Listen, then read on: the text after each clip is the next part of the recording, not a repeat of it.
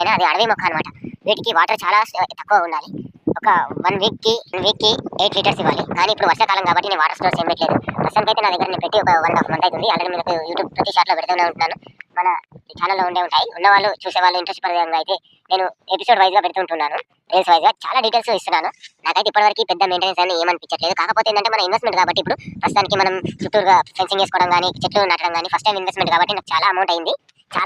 Amount గురించి ఇప్పుడు మనం పెడుతున్నాం గానీ దీనికి చాలా మెయింటెనెన్స్ అనేది ఏమి ఉండదు.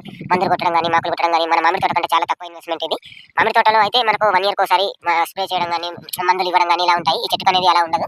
ఇది అడవి మొక్క కాబట్టి దీనికి పెద్దగా మెయింటెనెన్స్ ఎక్కువ ఏముండదు మనకు.